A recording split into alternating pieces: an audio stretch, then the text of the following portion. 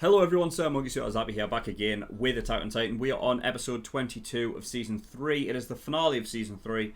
And yeah, I mean, last episode, it's gotten to a point where I never thought this show would ever get to.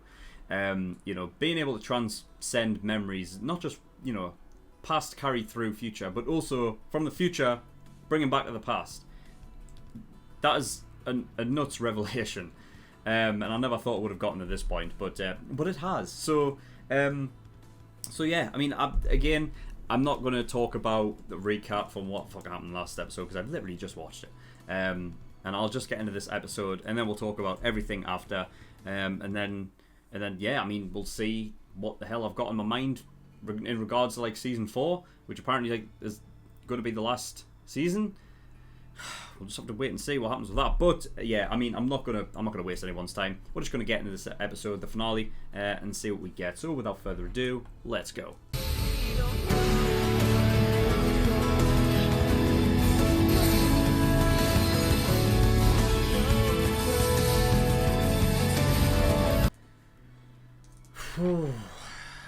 I would like to know who's holding that that same shell there at the end, and this one here. Because I can't, like, it's not like I can recognize the outfit, you know what I mean? It almost looks like the same outfit of like the jackets, the green jackets that they wore, like they wear when they're inside Wall Cena. But it's hard to tell because it looks green slightly, but because of obviously the light shining on it, it's like a little bit off color, so it's tough to. The only reason why I'm getting that is because you can kind of see in the top right there's like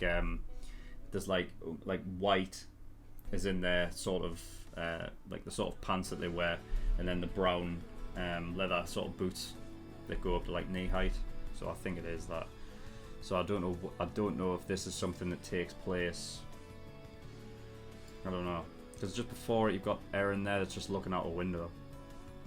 I don't know.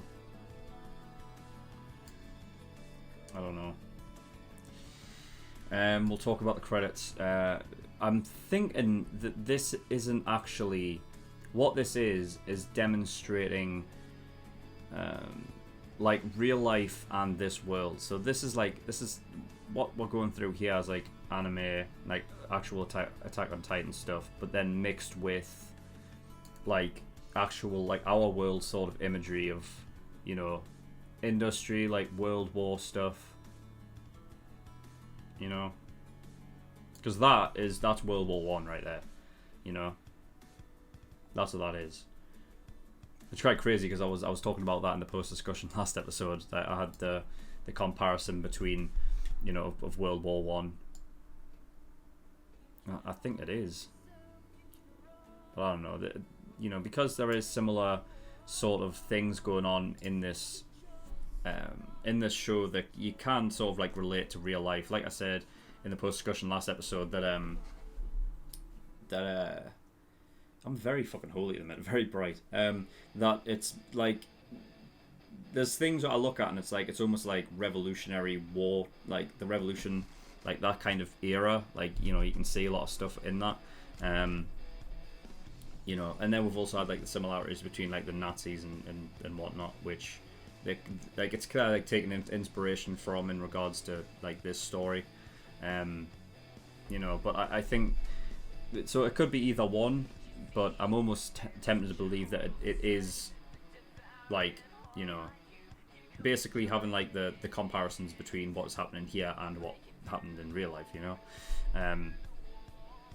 But yeah, that was a very like a melancholic sort of bitter and sweet ending of this series, of this show, sorry, this season. Fucking hell, I got there eventually. It's not the end of the series. Can you imagine it fucking ended there? God, that'll be fucked. No, but yeah, the season.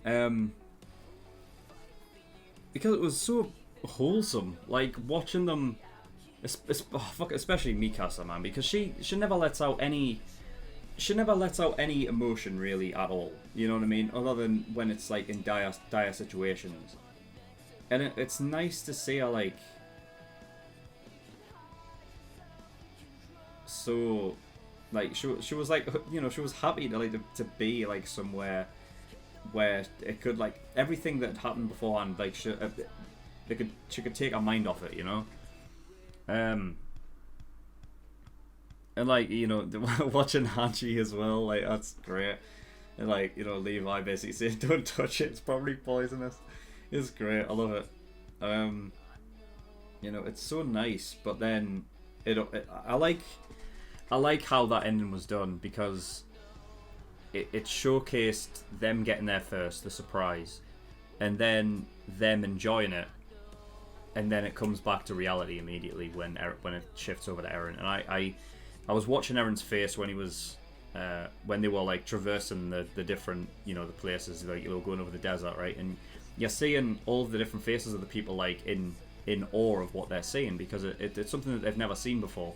But with Eren, his face is blank the whole way, because the only thing in his mind is, you know, everything that he knows that he's gotten from these memories, and then by extension the books from his dad that had been written down. He knows that this was what he was fighting for. The whole time he was fighting for to go outside of the walls and see the sea, and that is freedom, when we can get outside of the walls. And there's something really like tangible about they are still in a cage. Like, now it's not like they are in walls. Now it's they are on an island, you know? So the only thing that has really changed almost in Eren's mind is the place in which we inhabit has gotten like a bit bigger. But, you know, the island, it's like, you know, if you imagine the island as the walls, and then beyond the walls is that sea and the other continent. And it's almost like back to the beginning again. It's like back to square one for Eren, where it's like, you know, remember when it was like, I'm gonna kill all the Titans? Remember when it was just that? And like, you can see it like in Eren's mind. Then it's just like, kill all the Titans, and then we get to go outside the walls, and then that's our freedom. Once we're outside, and that's it. It's ours. And then now it's like, now the island's ours, but now we need to go over there. It's like the enemy doesn't. It's like from what once was to where it is now, we have come so far, and yet it seems like it's back to square one. You know. It's crazy. The fucking. I am never not shocked about this show and its ability to encapsulate you like in the world and how characters are feeling, and just straight up the quality of the writing, man. It's fucking. Oh my god. I can't even imagine what it was like for people that were watching this fucking, you know, from when it started. When it started, like 2011? 12? 7, 8 years ago. And like waiting that long and then getting to this point. Especially if you're anime only. If you're if you're one of those people that watched from like when it came out, like when it was airing, or even like anywhere around that time period, and you have only watched the anime up until this point, you're still anime only, then I salute you, because fucking hell.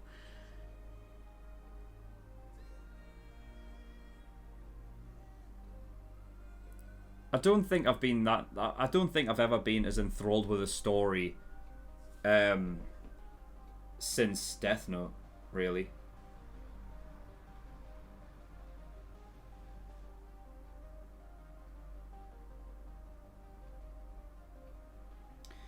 The second half of the season, like, it's possibly the best half of a season I think I've ever watched of anything. I don't think there's anything I've ever watched that that is so impactful in this season. It's fucking, this is unbelievable.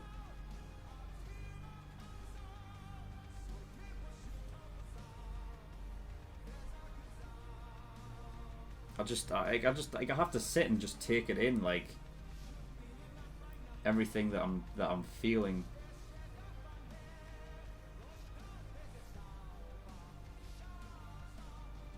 which I think is like, I think it's important because when the way I see reacting, and I didn't exactly know what it meant really when I started it, because when I started it I was just like, oh, it's like, you know, I want to do something for my YouTube channel and I just want to create content and put it out there and then just see what happens, and it never really you know meant anything like past that until I got to a point where, and I couldn't even tell you where the point was because it was sometime last year, but you know, there's something about reacting that really,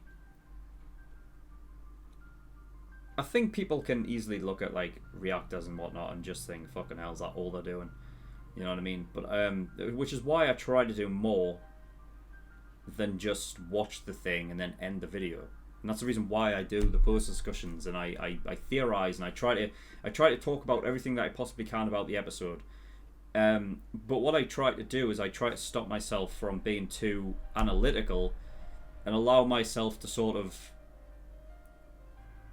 like feel the episode out and sort of get across to you guys how I'm feeling, because I think what's apparent with a reaction is the reason why people want to watch reactors and whatnot is because they want to experience the same thing that they felt when they watched it. You know what I mean? Like that moment where, you know, like there's a revelation, and you know, you see the look on someone's face when it comes around them and they eventually realize exactly what's happening, and you know, going through all of them feelings again. And a lot of the time, like, you know, and this goes for other things as well, like in live action shows and stuff like that, but with anime, people who watch anime are like, we are criticized. A lot of us can just be, you know, cast off as just like weebs. You know what I mean? Which, I mean, I don't know. I don't like the term weeaboo anyway, because, I mean, what? You're criticizing somebody for liking something? I think the word, like, weeaboo has completely lost all meaning anymore. It used to be, like, it started off as, like, somebody who was so, anime was their life, so therefore they try to act like a Japanese person. You know what I mean? And that's what it used to mean. And now it's just, oh, you like anime, you're a weeb. It's not a thing. Like, anime produces some of the best stories that I've ever watched, because, you know, the Japanese people, they tend to, and obviously there's always exceptions to the rule, but Japanese culture, when writing stories, their focus and priority lies in different elements of the story than a lot of Western stories do. So the stories tend to be told differently. And like I said, there are exceptions to the rule, of course, but, you know, generally more often than not, like, I like the way Japanese the way they see things. Their perspective is very different to ours in the West, and I don't know, maybe that's why we are so encapsulated by it, is because it's a different perspective that we don't normally get, you know. So when, you know, this is such a fucking great example of that. Like, oh, it's unbelievable. But yeah, like I said, like, back to my original point, like, I try to get the feeling out of exactly what I'm feeling, because a reactor, you know, going back, you know, class as weebs, a lot of us tend to be on our own a lot of the time, and that doesn't go for everyone, but a lot of us do. So, you know, I think a reaction, to be able to watch a reaction with somebody, it almost feels like you're not alone and you're watching along with somebody, right? And you get their point of view on something. And it's like trying to emulate having a mate with you. You know what I mean? Having somebody to watch someone with, because that's the reason why I talk about stuff. Because if you're really into a show and you have a mate that you're watching it with, between episodes you'll be theorizing with them and you'll be talking about it. You know what I mean? So I'm not a fan of, you know, reactions where people will watch it and then even ones that they might, you know, they might be like, oh, I can't believe that happened. Oh well, that's it. Like, you know, I think, and obviously it works obviously for more shows than others. Like, some things, like, you know, they're not meant to be, you know, it's more of like, a lot of shows can be taken as, like, for instance, like sports shows and stuff like that, like ones that I'm reacting to now. There's not a lot to delve into, so it's not like I'm going to be talking about them for, you know, like up to an hour, like sometimes I do with Attack on Titan, you know, because this obviously Attack on Titan gets my most, like that's what I discuss more with Attack on Titan than anything else, because that's the story is that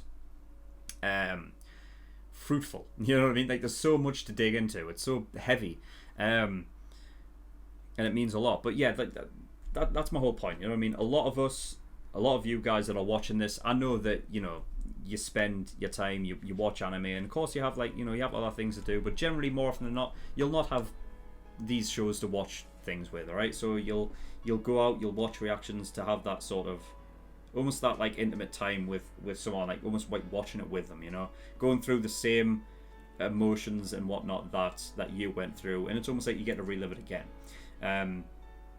So yeah, I just, you know, going off on that little tangent, you know, but I'll get back to talking about the episode. So yeah, right, one thing that I missed out on last episode when I was talking in the post discussion, I talked about the attack Titan, about how it pushes forward, and I basically asked the questions like, well, is that something that is inherently within the Attack Titan, that when you get it, it happens, and that like you just find yourself pushing forward, which is actually what like he confirmed in this episode. He said the same thing last episode, but I forgot that's what he said. He said the Attack Titan, whatever era it's in, finds itself pushing forward. So it's not a case of just the person who inherits it. Like, it's not just entirely up to them, but it's something that the Attack Titan has, I guess, that like makes them do it. It's interesting. I wonder as well, is like the Attack Titan, right? Attack Titan. Is that not like what the show is meant to be called? Because the show is Attack on Titan, but we are following Eren, who is the Attack Titan, right? And of course we don't know it up until this point, but I don't know. I wonder why it's called Attack on Titan. Because Shingeki no Kyojin is Attack on Titan. That's not straight up Attack Titan, right? So I don't know. Whatever. So yeah, one of the things that I actually wanted to talk about last episode as well, which I completely forgot, was when Kruger's telling Grisha to like go into the walls and love someone. Like, I guess there's no real confirmation that we've had yet, but does Grisha like ever really truly love Carla, or is it just to complete the mission? You know? Because if it is just to complete the mission and that is the only reason why, it's very fucking it's like horrible to think about, you know? Especially considering what do you call him? I can't even remember his name. I don't think I'll be able to find it either, but it's what is it, fucking Commandant or something? Shades, is that it? Shades, that's it. Yeah, I was going to look for it, but I'm sure that's it. Especially like considering him, like, he loved Carla as well. You know what I mean?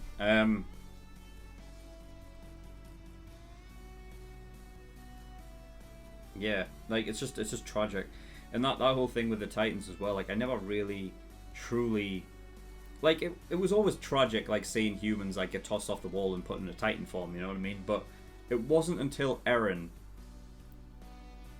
associated them with that, like, in that way, you know, because Eren, like I said before, he's always on that, like, he's always been that guy to, you know, I'm gonna kill all the Titans. That's how it started off. And when faced with one in the position that he's in, that allows him to get like up close, put his hand on the Titan and basically say he's a fellow patriot, like, that's heavy. And it wasn't until like that moment that I actually like sort of looked back and I was like, yeah, that's tragic, you know. And I think it's something that I should have really touched on earlier, because I always thought it was because they are humans, you know, that were turned into monsters. But it's not until Eren. It's not until Eren literally calls him like their fellow. It's a fellow patriot, you know. The only thing that I would have had to have said is like,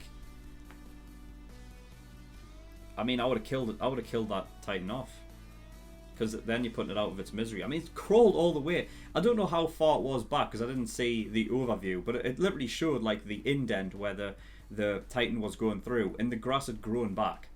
Like, I don't know how fucking long it's been tried. That's nuts. It's crazy. But yeah, it's just tragic. Very, very tragic. Flock's speech. I was like going to look through it again, but I mean, from what I got from it, it's very. I mean, the interesting thing about it is that he is that sort of that voice from the outside, right? So he almost speaks for all of the rookies that, you know, the recruits that literally came in essentially just to die, right?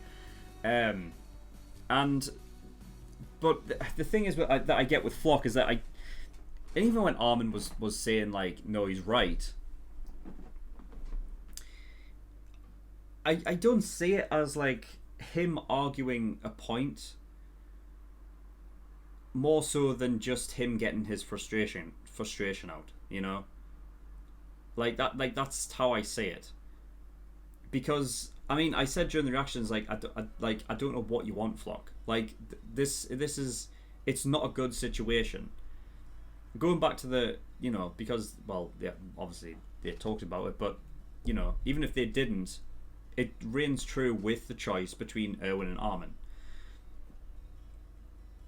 I mean, that's where the whole thing started anyway. But, like, you know, it's like there is no right choice, right? It's just there is none. It's almost like, well, to avoid getting too political, it was like the thing with the election between bloody Trump and Hillary Clinton, right? There just was no choice.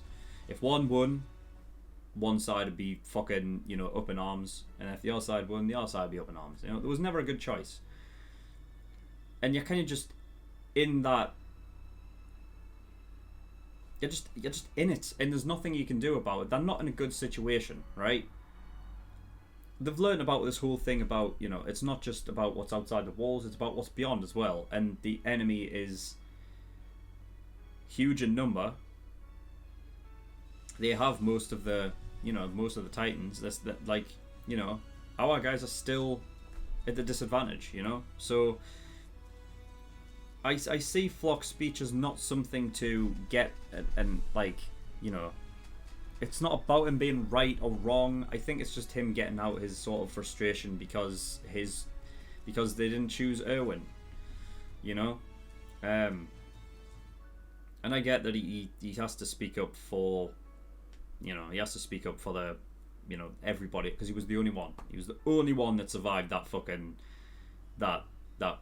charge. The only person. And I guess if he had to drag Erwin all that way, then I'd be pissed as well if he didn't get, you know. So I guess bless him in that regard, yeah. But yeah, I mean, it just is what it is. But that's my sort of thought process on Flock. I didn't really. I don't know if I was supposed to take it as like I'm supposed to like listen to it and be like, huh, yeah, he has a point. You know, because like if I was to go through it again, let's see if I can find it. And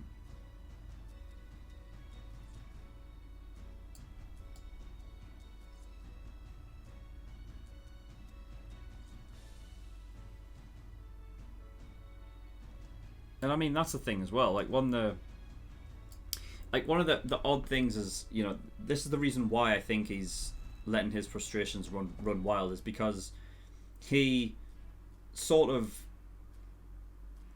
in a sense, he's like, what's the term?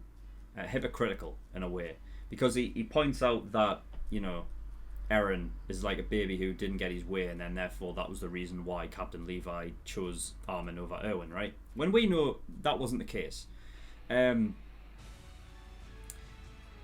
mean, well, I guess Captain Levi, I guess in a way you could say that Captain Levi did get his emotions, that because he wanted to, he thought that Erwin had, you know, that, you know, he had enough, and he wanted Erwin to rest, right?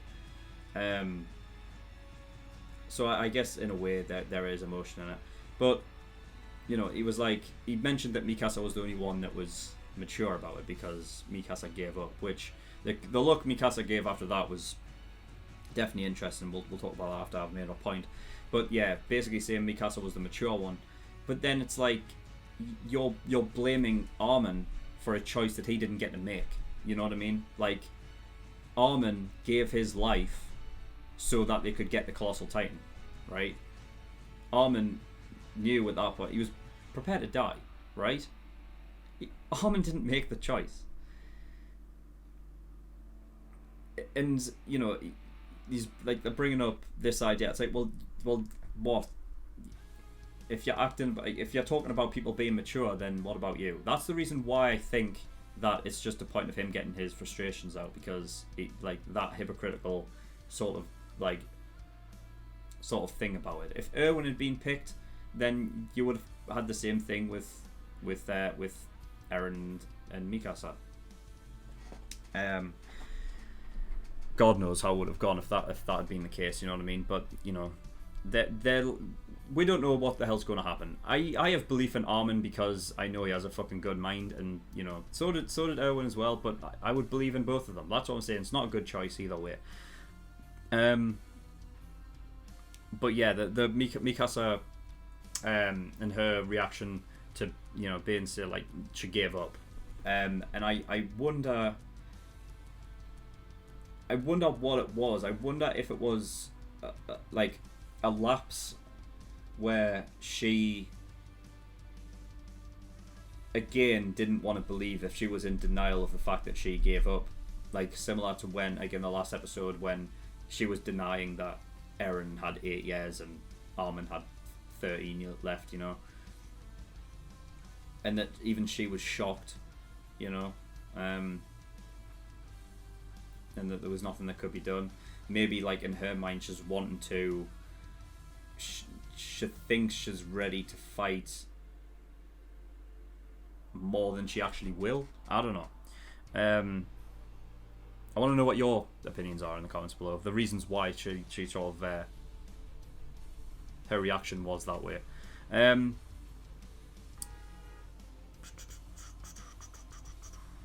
But yeah, so now that we're like at the point we are now, granted it doesn't, you know, at the very beginning of season 4, that it doesn't, you know, jump ahead like a few years. Then Eren now has what, 7 years left? I'm just judging that based upon the, you know, when they're like restored, like everything, like because Armin, when he was narrating, he went through the, like, you know, winter, I guess, if seasons are exactly the same, which I imagine they probably are, and then, you know, spring came around again. That I imagine, like, roughly, yeah, get everything back in order or something, and then they go out beyond the wall. So yeah, I just wanted to get that out there. Yeah, I wrote down realization that beyond the wall is not freedom. We had that in the, where was that? Yeah, it was. Yeah, so Eren basically goes to Armin. Eren mentions the sea, and then Armin, like, almost like I almost said, like, wait a minute, did Armin, like, forget about, like, all of that, like, something to do with him turning into the Colossal Titan? Might have forgotten, like, because I've been talking about, like, Armin having visions, and I want to know, like, what Armin sees and stuff. That maybe because when you get these memories, that the feelings that come with it, like, your perspective on things changes, and you have that most with Eren, because Eren doesn't see going beyond the walls as freedom anymore, right? And Eren's already gotten to that point. So I'd almost wondered if at this point Armin had done the same. Like he had like, you know, memories given, and all of these feelings that had come across with the Colossal Titan that he got from Berthold and previous, where that wasn't like it wasn't like a priority in his mind anymore like it used to be. But it came back, so I wonder if that was the thing that I wonder if that is something that did happen with Armin, because he looked shocked and surprised that he was like, what, the sea. He was like, you know what I mean, it's like he remembered, you know. But yeah, like the realization that the beyond the wall is not freedom, because you know, Eren basically says we're going to the sea. He's like, you haven't seen it, right? None of us really know anything, and then possibilities are in this down there. He goes to say on the other side of the wall, freedom is, and then he cuts off, and then he realizes. He's seen it before. He knows that it's from this point that he realizes that that's not freedom, because it's not that easy anymore. They've learned more than know that. Well, Eren knows that beyond that and beyond the sea, there's another continent where the real enemy is. You know, it's like that whole thing of like going back to when they were on the tree branch with Ymir, and he's shouting like, "Who's the real enemy here?" You know, it's crazy. This is one of them shows that, like, after every fucking bit of information that you get, you just want to go back and just watch the thing again. You know what I mean? Just because, like, knowing all of this stuff is crazy. It's crazy. I think I said, what did I say? I think I said something in episode 20 of the post discussion. I think I said something along the lines like, I'm kind of bittersweet that we're at this point, because I loved the being in the dark and having that sort of mystery and the sort of feeling that almost first half came with, and the feeling that you got from that. And because of that, we'll never get that back. Like, that feeling will never be there anymore, because we now know, you know. So, but I mean, it just gives you a whole new feeling of like just knowing everything that's coming, and in the dark. But I mean, I guess that's sort of like the sort of the ups and downs of like what a mystery anime is, or a show, a story that has mystery in it, is that it like, it works for the first time, you know what I mean, and it's fucking amazing that first time. But then once you know, it's like you never get that feeling again, because you know what's coming up if you want to rewatch it and stuff, you know. But yeah, it's just crazy that this is the point where we're at. Yeah, we also got more. Literally, like, the split second it happened, I was like, "Well, fuck yeah!" Of course, that's going to happen. When he kissed Historia's hand, it was like, "Yeah, they're making contact. Of course, the fucking memories are going to come up." And it went back to where Grisha killed or ate Frida Rice, right, to get the Foundation Titan. The Foundation Titan. The Founding Titan. I guess it's sort of a foundation. Sorry, that's my fucking brain being fatigued and tired again. But yeah, so at this point, we've got the revelation that Grisha actually tried to reason with the Race family. So beforehand, we'd only seen Grisha walk in, really, and then like immediately just attack and eat, right? So we didn't know because yeah, I mean, knowing this, like, knowing the fact that he tried to reason would have maybe given away stuff. So I understand why they did it, why it was written that way. But it's crazy, because you can see the moment where, I want to get it up, because you can see the moment, let's see. Yeah, so when Grisha walks in, and he's basically sort of confronting them, and you can see that Frida has this, it's like upturned, I could be just looking too much into it, but she has these sort of upturned eyebrows, like almost like contemplating, like, oh yeah, I kind of get what you're saying. But then it's like, you know, she kind of turns, and then it's like she closes her eyes, she opens back up, and her eyes have changed colour to that king's again, and it's like she's overcome with that idea of the king's thing, like trying to keep everyone encapsulated in this wall.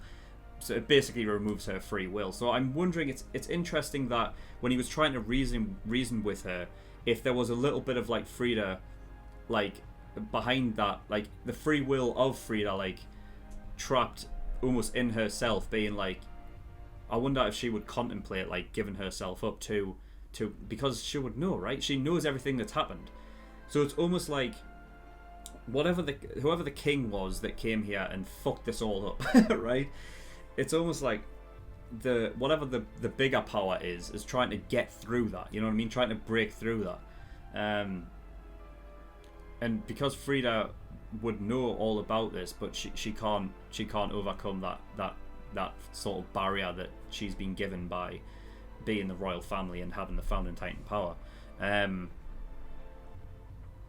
But yeah, it's interesting. The only thing is that it all comes down like from the royal family, and I imagine that where does it start then?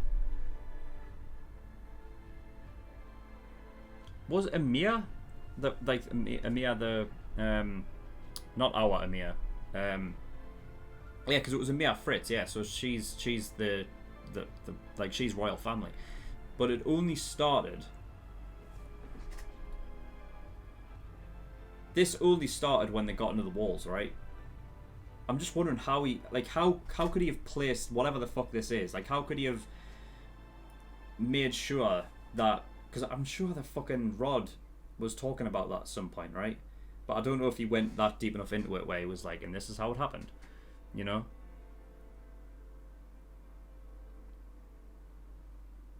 I don't know.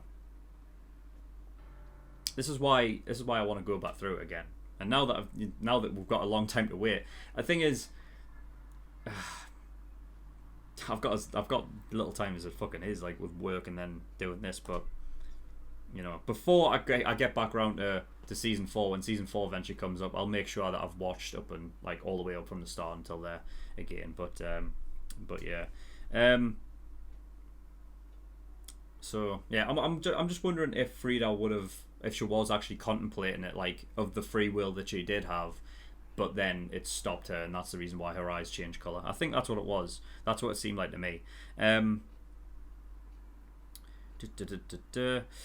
So yeah, they're going beyond the wall, and then yeah, you could. I mentioned Erin's face was just blank the whole time, and then they got to the thing, and I mentioned like there was like I was welling up, like that feeling you get like when you feel yourself before you start to cry, and I could feel it like when they got to the like when it opened up and you could see like the ocean, and you were like behind them, and I was like whoa, because it's such a like it just seems like such a long journey, you know, and it's crazy, like, and I say this every time, like when you realize the time that has elapsed since the first, like basically since when it matters, right? So I mean, I guess you could say it matters when the Colossal Titan first attacks, right, and then Shiganshina's taken over, but like that moment from when we push on with Eren, so he's past the cadets, right? From cadet, like the end of cadets to whenever, and it's like it's not that long at all, but for that reason it feels like it's longer than it actually is, and therefore it's like it just feels like it's fucking been forever since and we've finally gotten to this point, and it's crazy like just how far we've come, you know. It's unbelievable. And then yeah, Eren, like I said, you know, it's all wholesome, and they have their time to have fun, and then it changes, and then Eren basically says, if we kill our enemies, all our enemies over there, will we be free? And that's a crazy, it's a crazy quote to end the season on, especially with that music. Fucking hell, it's so good. Attack on Titan music is so fucking amazing. I'm thinking I'm gonna have to get the like actual like physical fucking soundtrack and CD, because it's unbelievable. But yeah, that's all I've got. So I'm trying to think if there's anything else that I really need to talk about. I don't think so. The only thing, right? So now that Attack on Titan is done, I'm going to get to finishing off Promised Neverland. Okay, so I believe I ended off on episode 3. That'll come next week. So and that's when it'll start back up again. So I'll watch back through episodes 1, 2, and 3 so that I know like where I'm up to and I know everything going forward, and then I'll get back in episode 4 next week. Okay, so look forward to that coming back. But yeah, that's all I've got. So again, fucking amazing, loved it. The second half of the show has been so fucking good, unbelievable. But yeah, that was all I've got. I can't remember if there's anything else I really need to talk about. I don't think so. So yeah, apologies if I've forgotten anything. Again, if there's something that I remember that requires another video, then I'll get around to doing it. But yeah, that was all. So thank you for watching. In the description below, I've linked certain things. One of them is the Discord. If you want any information regarding my content, that you can get yourself over there. You can also come talk to me in the community as well. And Patreon as well. So I do have a Patreon. If you do want to support me, that'd be very much appreciated. There's a bunch of different tiers and rewards depending on how much you want to support me with. So there's like early access, $5 a month, gives you access to shows a week early, and you get 4 episodes of Hunter every week as well. So yeah, you can look forward to that if you are an early access patron, and full length as well for $10, so you can get access to my full length library. Everything I to get to full length, and there's also other tiers in there, but you can go look at those and see what's what. But that is all. So thank you for watching. I'll see you all next time. Bye bye.